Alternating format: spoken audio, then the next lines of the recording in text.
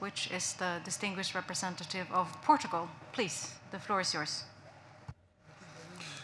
Thank you, Madam Chairperson. Dear colleagues, distinguished participants, let me begin by thanking the Polish chair for steering the OSCE through this daunting year and for hosting us here today in Łódź, the UNESCO City of Film. Russia's illegal and unprovoked war of aggression against Ukraine has brought brutal turmoil to our region and poses the most serious threat to our organization since its inception. Due to Russia's reckless war of choice, the principles and commitments agreed upon in Helsinki, Paris, and Astana have been shattered. Russia's war of aggression is a blatant violation of the UN Charter, of Russia's international obligations, international humanitarian and human rights law, as well as of the OSCE principles and commitments. Portugal strongly condemns Russia's illegal and unprovoked war against Ukraine and urges Russia to immediately, completely, and unconditionally withdraw all of its troops and military equipment from the entire territory of Ukraine. We will never recognize any illegal annexation of territory in Ukraine or elsewhere. Portugal reiterates its unwavering support for Ukraine's independence, sovereignty, and territorial integrity within its internationally recognized borders. And I pay tribute to the resilience shown by the Ukrainian people and express our condolences to the families of those who have lost their lives during the war.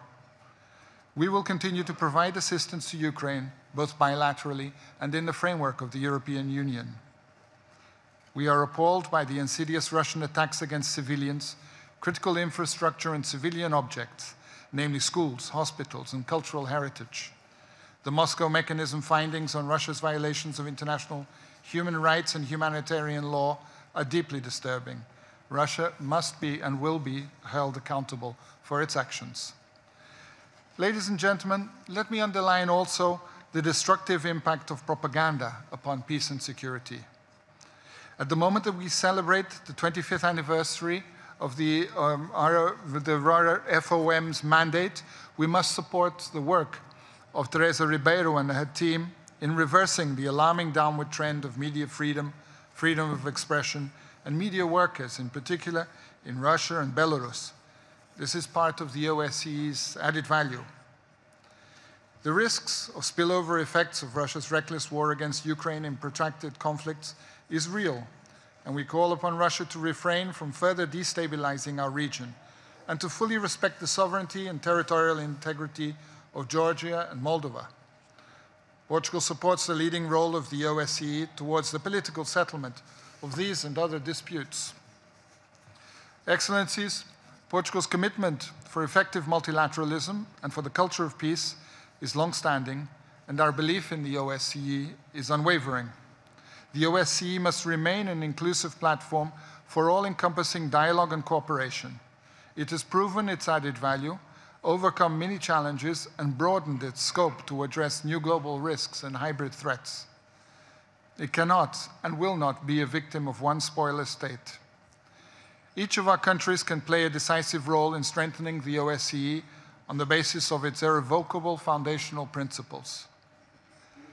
Just as these are difficult times for our region and the world, the functioning of our institution has also come under attack.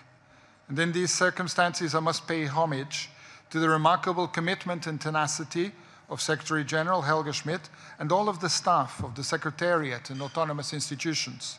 We are deeply grateful to their work. Minister Bujar Osmani, my dear friend, I wish North Macedonia all the success in the new chairmanship. You can certainly count on Portugal's engagement and support. Thank you. Thank you. I now pass the floor to the next speaker on my list, which is the